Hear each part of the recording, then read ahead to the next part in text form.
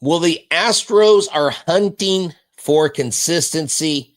Can Hunter find that? Role players galore. We're going to get Mike's take on, is this team really good enough to go to the title? Let's check out right now. I'm looking to the bullpen to bring my lefty in. Keep the lead and make your team look pedestrian. It's in your wheelhouse, we'll swing for the fence. You know it's money around here, man, I ain't talking expense. Strike one, heat a low in the way, you can't hit it. Know you want to start a rally, but you better forget it. Strike two, off speed, same spot, your car looking. Get ready at the plate, this time you're not cooking. Strike three, swinging out of the zone. You ain't even touch it first. Tell me how they gonna drive you home. Walking back, looking like we ain't cool then. The game's over, might as well put them back to the bullpen, oh yeah. How's it going, everybody? We are back to the bullpen. It is myself, H-Town Wheelhouse. You know where to find me. I'm not going to bore you with all the details. Wheelhouse Media Production here at Back to the Bullpen. But, Mike, where can they find you, sir? Yeah, you may be all over everywhere, but I'm not. I'm only on X. That's Mike Stanton 29. And, hey, big win for the boys today. They have not been playing well coming out of the All-Star break. This was actually a time that we've seen them get very hot in the past. Yeah. But Seattle played pretty good, especially those first two nights of this series. So today was a big win. Yeah, you know, and so some of the things we're going to hit on today. Look, I just want to say this. I don't know if y'all know this. So I've been podcasting since, I guess, 2017 unofficially, 2020 officially. Mike has been on, whether it's radio, on TV, now on podcast, for quite some years. And I don't know what that number of years is, but I know you spent 19 years in the majors. So the reason why I say that is people want to come here because you have veteran voices and you have someone like yourself that was able to do it at the highest level and see probably some of the coolest things in your career. So that's why we love people joining us here and Back to the Bullpen, Mike.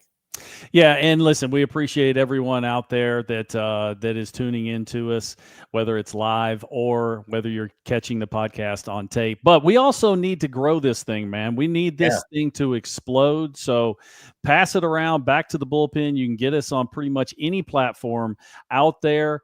You know, we need likes, we need views, we need subscriptions, we need all that stuff. So help us out, folks. Yeah, definitely got Susan. She's one of our subscribers. She's here. Yeah, she is. Said it's gonna be okay.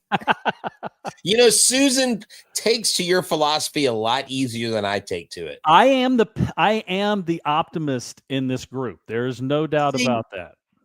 But yeah, I know. Maybe you know what, Mike? You have it. You know what? I'm gonna call you. Well, listen, we are coming from different backgrounds. Okay. True. You know, Yeah, you know, like you just said, I played for a long time. I did a lot of broadcasting, that kind of stuff. So, you know, it's just kind of in my nature to try and stay a little more even keel. You know, you are a fan, and what is fan short for? Fan is short for fanatic. And there is times that you get a little fanatical about these Astros. So yeah, you know, on occasion I have to kind of either pick you up or pull you down, depending on exactly how well or how poorly this team is playing. You know what? Sometimes it feels like a UFC octagon, Mike. No, coming off the top rope, WWE. Yeah, Mike. Elbow to the people's champ, you know. But seriously, so you know, I put in here hunting for consistency. We want to touch on Hunter Brown. I want to ask you if you think this is or will be a 3-team race, and then we've got the IL lineup, and I want to ask you if you think the IL lineup can beat the regular guys. We'll get to that in the last segment. But Hunter Brown, okay, he's literally hunting for right now, not just to be dominant, but just to be consistent, because his last 3 outings compared to his first, 14 or 15 starts has not been good. Today was a little better. He did have 4 walks. He had 7 strikeouts, but only lasted 4 innings. A lot of stressful innings, a lot of stressful pitches. What is your take on Hunter Brown? Looking at it from your point of view as a former pitcher, is there concern, or do we need to pump the brakes on our worry for Hunter Brown? I think you need to pump the brakes. I Okay. think that this is a situation that, you would love. Name a pitcher. It doesn't matter who he is. Tell me someone that has never had a hiccup in a season. Tell me someone who has never had, I don't even say a blow up start, but just not thrown the ball as well at one point of the season than he did previously or after. So I think this is just one of those things that Hunter has been good for so long, going all the way back to mid-May 2024. And listen, the stuff is still good. He's still throwing very hard. Today was just one of those situations that his pitch count got too high. The 4 walks, is that concerning? Well, yes and no. I mean, you don't like the data. You don't like the look of it. If you've ever watched on any of the broadcasts, the one thing that I like more than anything else is when there's a 0 in the base on balls category. And Hunter has done that many, many times, even though he's a big time power pitcher. He usually puts the ball in the strike zone. But, the Seattle Mariners have been playing better baseball. Coming into today, they had been on a 5-game winning streak. They were just 3 games back of the Astros going into today. So they were kind of picking it up. And you have to give them credit, because if you look back at the standings just, maybe 3 weeks, a month ago, they were hovering right around 500.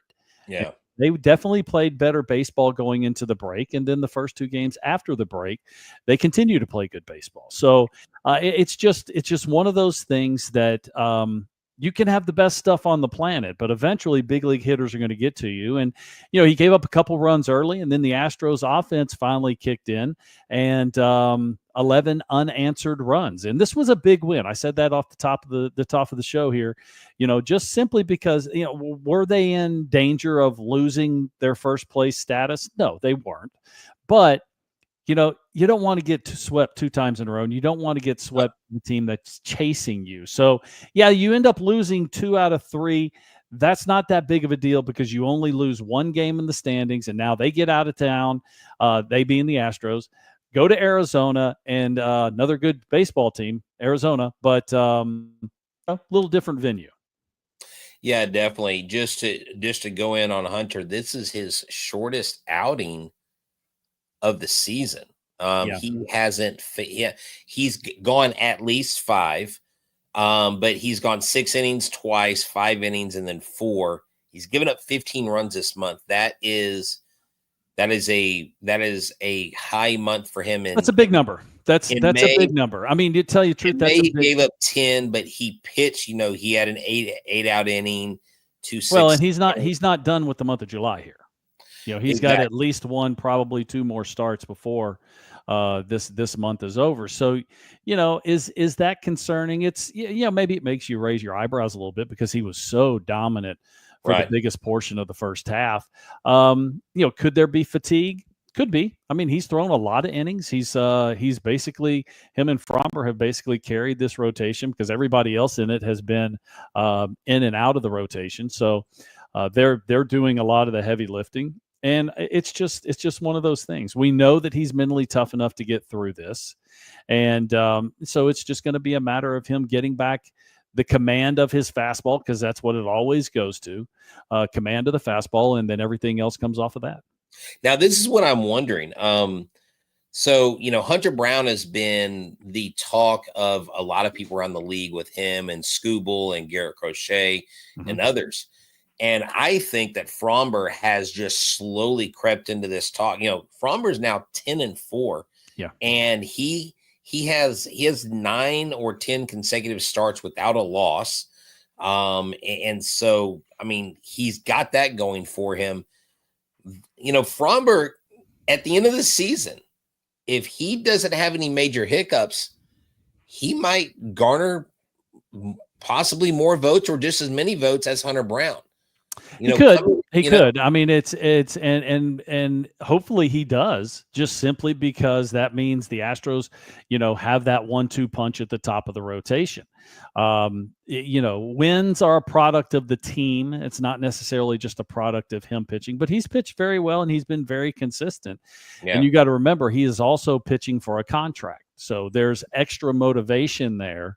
Not that he really needs it, but there is extra motivation there. So we'll have to just wait and see how it all turns out by the end of the season. But no, I am not overly concerned. Now, listen, if I had seen a big velocity drop from Hunter Brown, if I had seen all of a sudden, man, the breaking ball just doesn't have the same snap on it. The changeup isn't where he needs to. He threw a bunch of good changeups today with all those left-handed hitters in the Seattle Mariners lineup. It was just one of those things that, they fouled off a lot of pitches. He walked a few guys, 7 strikeouts. Heck, there's 21 right there. There's 21 pitches right there. So the pitch count just got higher, but he definitely looked better today than he did in the previous starts.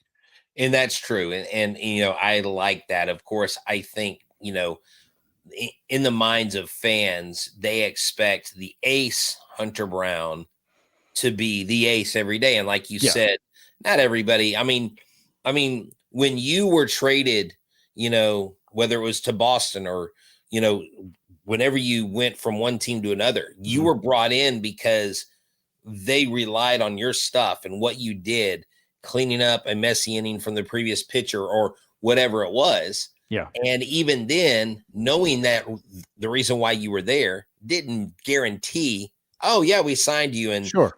Now I do want to ask you this. What are your thoughts on Lance? I've been very optimistic about, okay, the 12 strikeout game, looking at the good stuff, but the start this weekend, I don't want to say the guy doesn't have it, but my mind just keeps pulling me in that direction. Yeah. I know he's had a long layoff and all that stuff. What are your thoughts as a pitcher watching him? I think it's a little concerning. I think you're definitely more concerned about Lance than you are Hunter. I think Hunter can, next start out, he can just get right back on the same streak he was on, prior to the last couple starts. Lance is a little different situation. The problem that Lance just doesn't really have a whole lot of command right now. And command means he knows exactly where the baseball's going. Lance has never been never had great command with his fastball. His breaking balls have always been slider, curveball, cutter, all the other stuff, right? Because he throws them all. That's always been, his biggest positive was he can command multiple breaking balls. He can throw them in the strike zone. He can throw them out of the strike zone. But, the thing is, with his fastball velocity drop that he's had since he's come back, and it's not a substantial drop. He used to be 95, 96. As of right now, he's, 92, 93. But that's that. You go, well, that's only a couple miles an hour. That's true. But hitters just don't have the respect for a 93 mile an hour fastball like they do a 96 mile an hour fastball. And then his inability to put the fastball in the strike zone, you can basically just nullify that pitch and sit on the off speed stuff. So, it's a little disconcerting because he's actually had troubles almost just about as many times out there as he has had positive outings. Thing is, with Lance, if he's spinning the ball and he's getting the ball in the strike zone, we know he can be dominant. All you have to do is go back to that Dodger start. Yeah, exactly. I mean, right now at this point, so I'm sorry to step on you. Here's another issue with what Lance is going on. It's not that he's just giving up runs. It's that he's also not going very deep in games. And what that does, that just kills your bullpen. Now, it doesn't just kill your bullpen for today. If Lance had started today, let's say he goes 3 innings, you got to probably have 4 or 5 guys finish off the game, unless you have somebody to suck up a bunch of innings.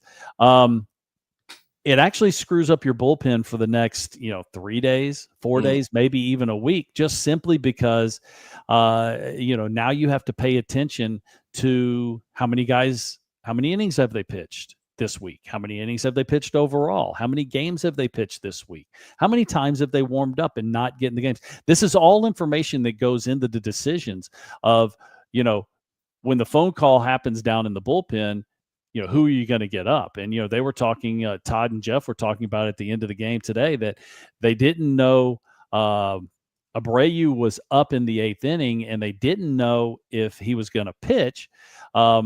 Except you turn around and look at the usage charts that for the rest of the bullpen, there really wasn't a whole lot of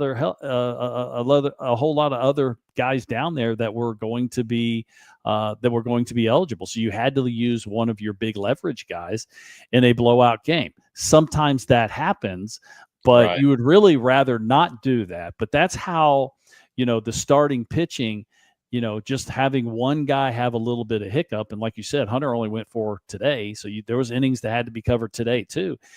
There's a lingering effect for the next several days to even a week after, a start like today or a start like Lance had. Exactly. And, there's a lot of speculation with fans like, well, do you move him to a long reliever role? My thing is when Spencer Arrighetti comes back, I mean, of course, he's in Corpus right now. It is Double-A, but he looked really good. Mm-hmm. He's not coming back from an arm issue. He's just coming back from a broken thumb. So that's probably not the same scenario as crucial as an elbow. I mean, a thumb is part of your hand, obviously. But, if he comes back, he's automatically your number 3. You slide McCullers down to the 4th spot in the rotation. Would he take a long reliever role? I know being a reliever is completely different than being a starter, but would that be an option where the Astros say, hey, we think you could be effective here? I don't know. I think that, the problem with being a reliever now, if you're a what we call long relief, a lot of times those guys are pitching in games that you're losing, and you're looking for them just to suck up innings. That makes sense. So there's those are the guys that you're trying to save the rest of the bullpen with. When I had, a young pitcher, veteran pitcher, it didn't matter. When the starting pitcher only went 2 innings and you had somebody go out there and give you 4 innings in relief, I went up every time and shook his hand and said, thank you, regardless of how well he pitched. Yeah. Because he just saved the rest of the bullpen. He just saved the rest of the pitching staff, for the next few days by, even if he went out there and he gave up 4 or 5 runs, he's still, there's outs that have to be gotten. You don't get, there's no mercy rule. You still have to get 27 outs on every single night. Exactly. So I don't know. And because to tell you the truth, we have seen Lance in relief before in the playoffs, but it's not the same situation because you can't put him in leverage situations if you don't know if he's going to throw strikes. I mean, that's a big issue. Yeah, that would be tough. I didn't think about that. And then the other side of this is, we know that Lance is a proud dude. He has done a lot in his career. How would he respond to? What is his mental approach to that going to be? Right. I don't know what you do. I really don't. This is a tough one. I mean, are we really ready to give up on Lance McCullers? I don't think so. I don't think we're there yet. Right. But the trend does have to change because he has not thrown the ball well the last few times out. Yeah, definitely. So, which moves me to the guys that are on the field, the role players. Mm-hmm. Taylor Trammell actually said today that he kind of he has a little chip on his shoulder towards no problem with that whatsoever. Towards the Mariners, and he took it out on them today, 3 for 4. Yeah. Looked really good at the plate. Made some key snags in LA. I mean, has actually contributed. I don't know if you caught the almost little league type play, but if you remember back, or like if you remember whenever your kids or other people's kids, you're watching the young ones play baseball, and then you've got the really fast kid behind the really slow kid. Yeah. And then the really fast kid has to slow down so he doesn't outrun. Right. That's almost that's what Shea Wickham did today with Cooper Hummel. When they were rounding third, they literally, it was like they were in a relay race. And then Shea Whitcomb had this acrobatic, just avoidance of Mitch Garver, touched the plate. Neither one of them were out. So, you have these guys out here because literally the IL is riddled, and we'll get to that in the last segment with starters. It's important, Mike, that these role players, and I don't care who the jersey is, I don't care what name is on the back, as long as you're contributing. Well, I mean, that's really the way Major League Baseball is designed. I mean, the reason you play 162 games, the reason why it's 6 months of baseball is so you can take out luck, and, we have seen teams in the past that have gotten lucky for a long period of time, but for the majority, that's not the case. Everybody's got to put up with hot streaks and cold streaks. Right. Everybody's got to put up with injuries. It's one of those things trying to take luck out of it. But the one thing that everybody does have to deal with is those injuries. And the Astros have had plenty of those, that's to say the least. So you have to have somebody that plays the position. And if you're going to be a substantial team, if you're going to be a contender, these guys have to step up and play good baseball. And it's one of the things that the Astros have kind of been known for with their organization is getting their young players prepared to play in Major League Baseball. Bryce Matthews this weekend got his first major league hit, turned some double plays. Actually, contributed. It was nice to see that. Yeah, it was. And, we didn't really think he was going to stick around. And a lot of these guys, are kind of on the shuttle between, Sugarland and up to the big leagues. Right. But it's the nature of the sport. And to tell you the truth, it's kind of how this team was set up. You go back to spring training, you had the top half of the lineup. Okay, these guys are going to be penciled in every day if healthy, which there's the big issue. The rest of them were going to be a mix and match situation, and that's exactly what we've seen. And, these guys have definitely stepped in and been contributors, maybe not on a nightly basis, maybe not all the time, but they, how many times have we seen one of these young players come up from AAA and look completely overwhelmed? We haven't seen any of that at all. Yeah, exactly. It seems like they need to build one of the, I don't know if you remember the gondola from Astroworld. Oh, absolutely. Okay, we just need to build a gondola. Rode that many, many times. I love the gondola.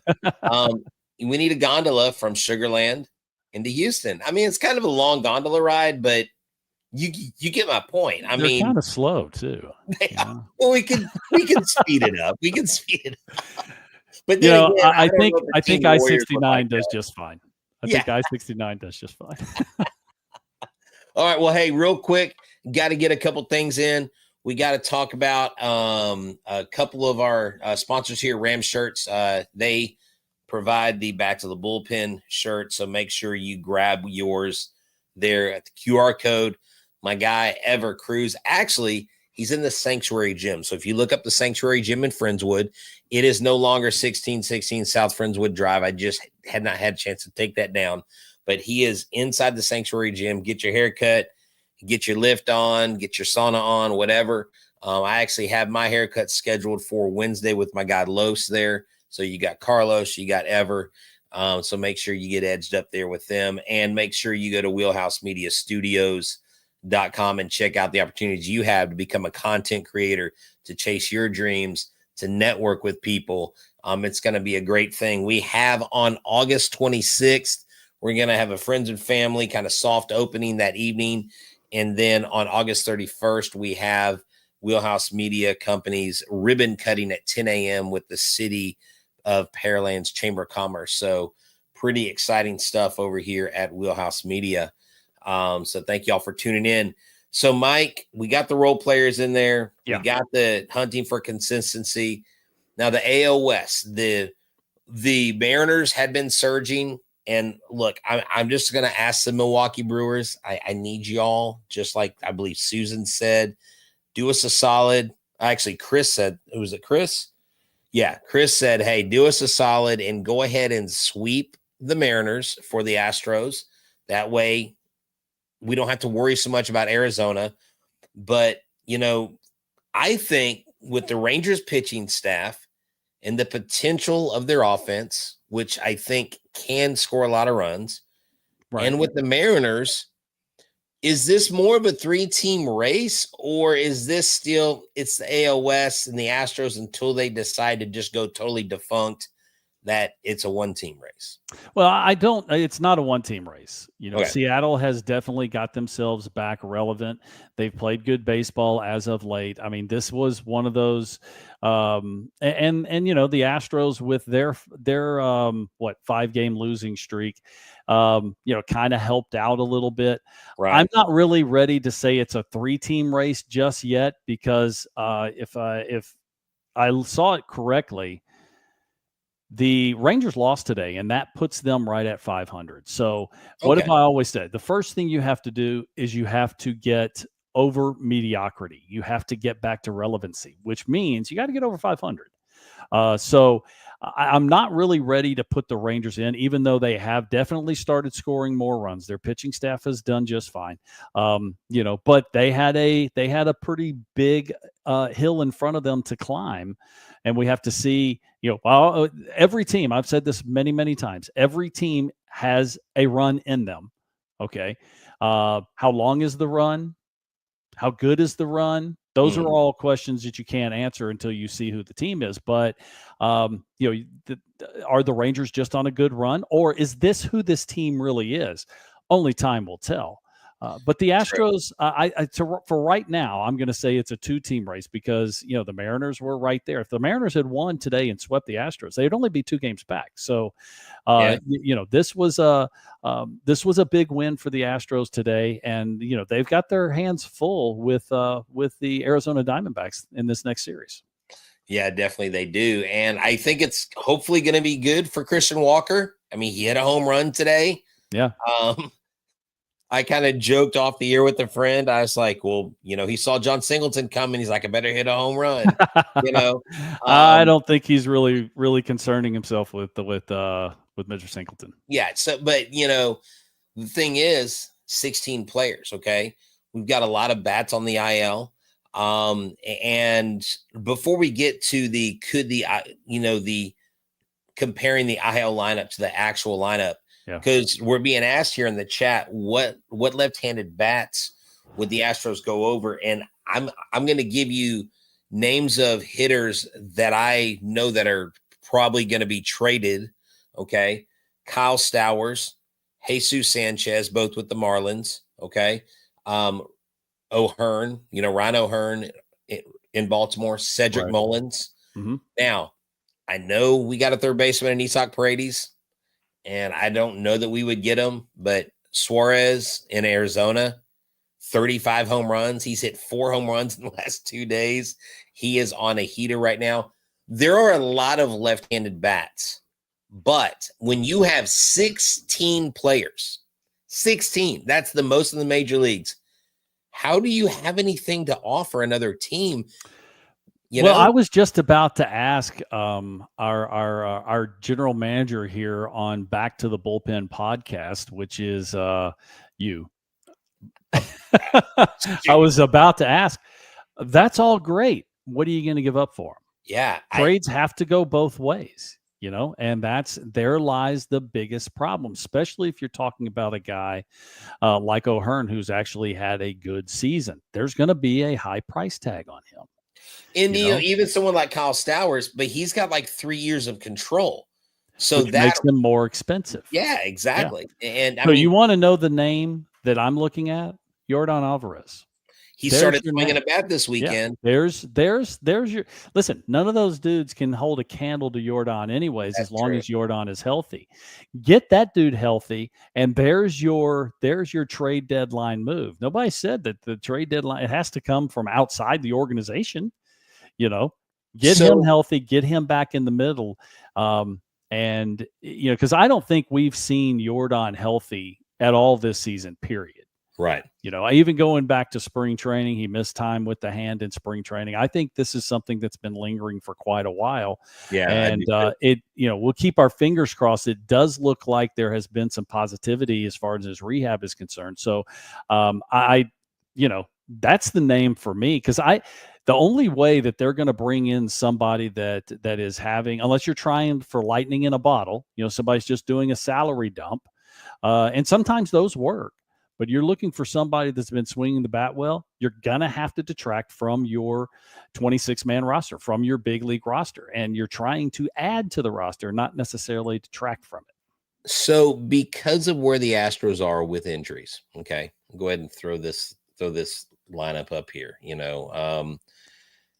Is it likely that they stand pat, or do they feel that the AL is wide open enough that if they got one or two pieces, right?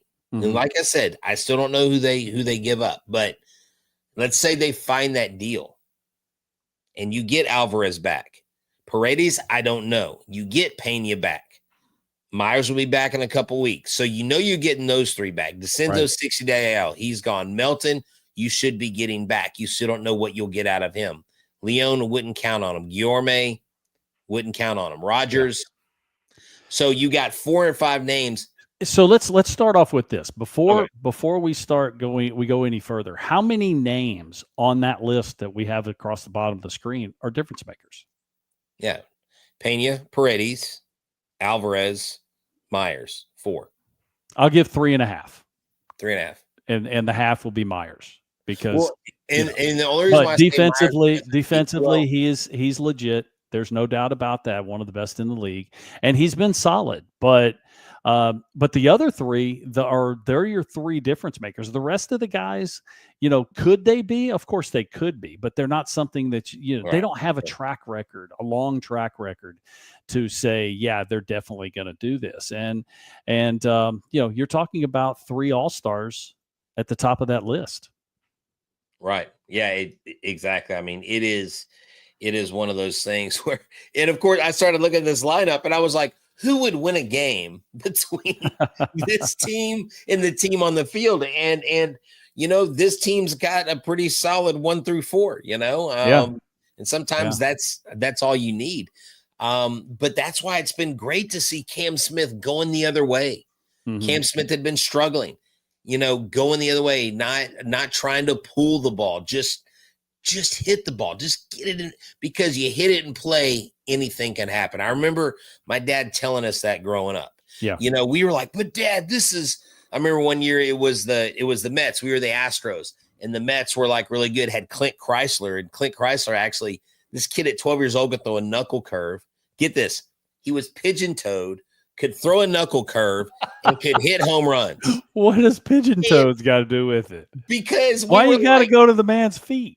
I'm just saying, because if you saw the guy run, you'd be like, how does this guy play baseball? He ended up getting drafted by the Yankees. Hey, you hit the ball out of the ballpark, all you have to do is jog. He was a stud. Look, drafted by the Yankees. I think he used to coach at Coastal Carolina. Well, I'm just saying, like, when you saw the guy, you were like, but he was. Is that on the back of his baseball card? He would, if he sees this, he's going to kill me. But the reason why I say that is, just make sure he just subscribes first. Exactly. I don't know if he'll subscribe now. I done burned that bridge. Oh, but goodness. Seriously, with just thinking about this team and what they have before them. Yeah. I was told that, like, just put the ball in play. Like, sure. I don't mean ground out, but put the ball in the outfield. Put the ball. Even making contact. Making contact. Yeah. Big league infielders don't make many errors, but they do make errors. Okay. Yeah. And the problem that all major league organizations have is the analytics say just swing.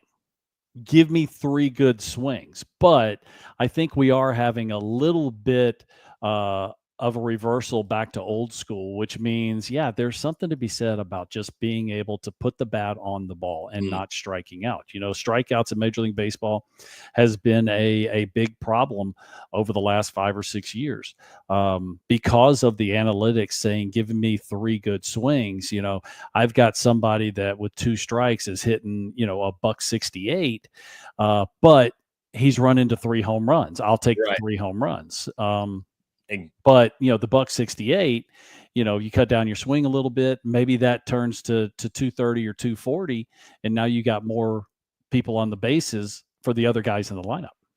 So I've got to get your take on something, go a little bit off script here because I haven't talked to you about it since the All-Star game. Yeah. Just happened. First, I want to mention the tribute to Hank Aaron. I don't know if you saw it. It was unbelievable. I didn't realize the whole 7-15 lineup thing where it was happened on July 15th. He hit, and then they were celebrating the 7-15 that he hit there. And was it called Braves Field back? I don't know what was it called when he hit that home run? Wasn't it still Fulton County? Was it Fulton County Stadium? Fulton County Stadium. Okay. Yeah. So did you see the display? Did you see how they projected the game onto the field? It was crazy. So I know. I did not see that. I'm sorry. So I missed that. So they projected I'll have to look at that. Yeah. No, go. I'm sure you can search on YouTube. They projected the game on the field, and then they projected the pitcher on the pitcher's mound, and then Hank Aaron. And when Hank Aaron hit the home run, they had a firework shot off from home plate into the outfield. Cool. It was outstanding. I mean, and Hank Aaron, I actually had the pleasure of meeting him at an autograph signing one time, Mike, and just a super nice guy. Oh, awesome. Just one of the great baseball people. But what do you think about the swing off? I mean, everybody bums out on the All-Star game, and I was like, it was pretty exciting. I thought it was kind of cool. I really did. The only thing I wish the American League had a few more options. Well, half their guys had gone home. They're on a plane. Yeah. So, but I like the idea of not playing extra innings. I mean, it's an exhibition game. It means absolutely nothing the way it should. So yeah, why not? Let them break out the home run derby for a little bit and get this thing over with. But now, what would you think if they did that during the regular season? I would hate it. Probably even more than I hate the zombie runner at second base. Yeah. I think that's still absolutely asinine. Yeah, no, it is. It is. No, and someone's like, "Oh man, that would be so exciting to do it." During the regular season. I say, no, it's an exhibition game. It doesn't matter. Right.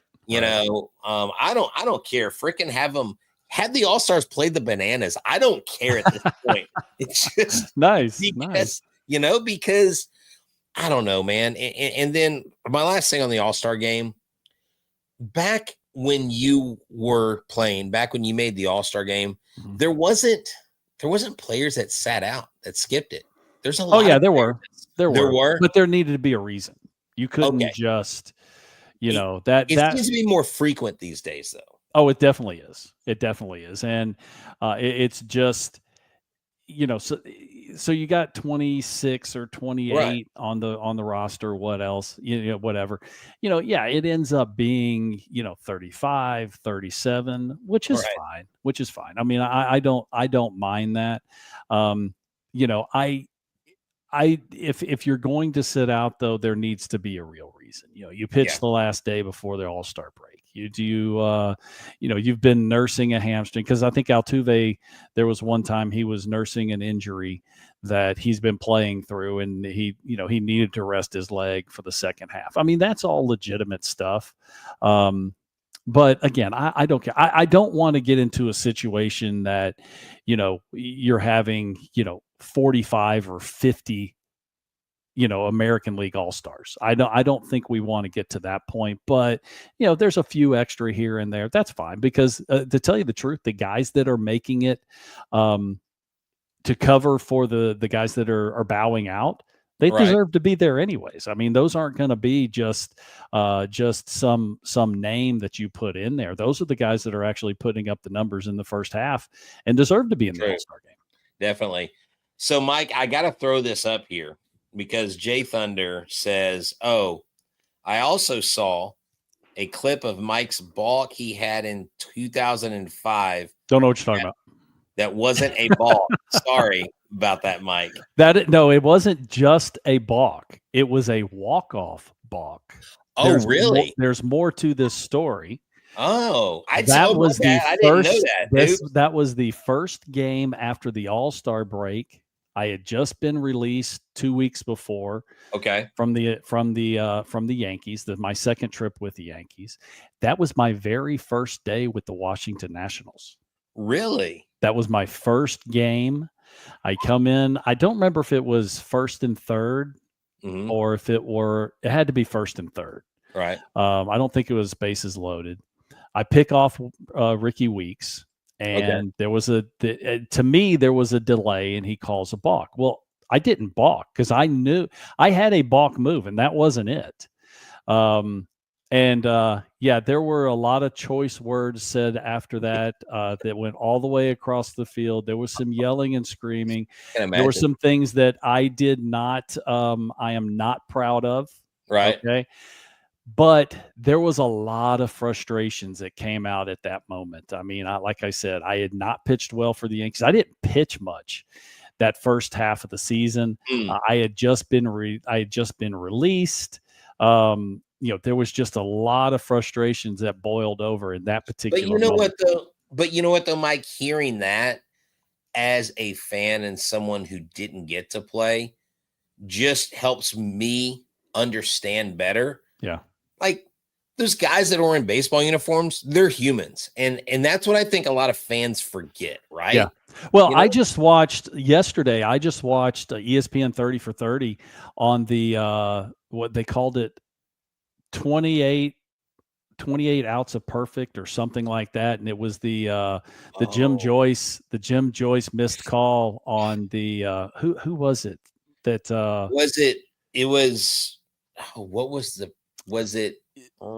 I can't remember the guy's name that had it was a perfect game. And he was clearly out at first base for the 27th out. Jim Joyce missed it. Yeah, Jim Joyce, and it was Armando Galarraga. Yes, there you go, Galarraga. I had the G, but yeah. Yeah, wow. Yeah. And they did a great job on the third, which they usually do. Those are some pretty good shows. Also watched the SMU death penalty one, which was amazing. The stuff that was going on back then. But and Jim said, he goes, the most shocked thing was, I just took a perfect game away from this kid. He's standing here smiling at me. Wow. And Armando was like, yeah, I wasn't smiling. I was in shock because he was clearly out. And it was just and thing was, Jim Joyce was a very, very good, well-respected umpire. And he thought he had gotten it wrong or right. He had thought he'd gotten it right. I mean, but that was one of those situations that just, they said it even on the broadcast. That's why we need instant replay in Major League Baseball. There you go. Well, Mike, this has been great. Thank you for thanks for bringing up my walk-off balk. I had two I didn't know memorable moments. Those were both in Milwaukee at Miller Park. Okay. I had the walk-off balk, but I also struck out 4 batters in an inning. I think the next year I was playing with the Mets, and that also happened at Miller Park. So I got good and bad, salt and pepper. There you go. 4 batters in 1 inning. That sounds like a Rob Manfred rule or something. Wild pitch, strikeout, wild pitch, and then struck out the last guy. There you go. I like. Now, do you know how many times that's on YouTube? Also, it's not viewed nearly as much as the walk-off balk is. Man, from now on, I can't do that on live air. That's on me, Mike. That's on me. No, it's all good. You didn't do it. And that's fine. I'll talk about it. Okay, cool. Talk about it all the time. Love it. Well, hey, Mike, I'm only this much mad about it now. I was like this, but it's only this much. You said all the cuss words you were gonna say. Yeah, right? I'm done. I'm done cussing. At least you're gonna say the cussing to me when the recording stops. That's son of a we're not gonna go there. I'm getting like death threat letters. No, I'm joking. No, it's like that old Simpsons episode when Sideshow Bob is sending threatening letters to Bart, right? And like Homer opens it and it's like Bart dies like, oh, It's like, oh, here it's for you, boy. All right, man. Well, hey, you have a good one, and we'll talk soon. We'll talk on that. Absolutely. We'll talk in the coming days, probably around Thursday. We'll get back on the horn, see how the Astros did out there in Arizona. That's right. I believe they have a day off. Yeah, we gotta get another Mike's Mechanics in soon too. We do. Yeah, we're gonna look at the pictures, and we will film another Mike's Mechanics episode. So y'all make sure y'all look for that. From ourselves, from Ram Shirts, from Wheelhouse Media Company, everybody over at the studios and here in between. Y'all have a good one, and as we always say, go Stros. Adios. I'm looking to the bullpen to bring my lefty in. Keep the lead and make your team look pedestrian. It's in your wheelhouse, we'll swing for the fence. You know it's money around here, man, I ain't talking expense. Strike one, heat it low in the way you can't hit it. You know you want to start a rally, but you better forget it. Strike two, off speed, same spot, your car looking. Get ready at the plate, this time you're not cooking. Strike three, swinging out of the zone. You ain't even touch it first. Tell me how they gonna drive you home. Walking back, looking like we ain't cool then. The game's over.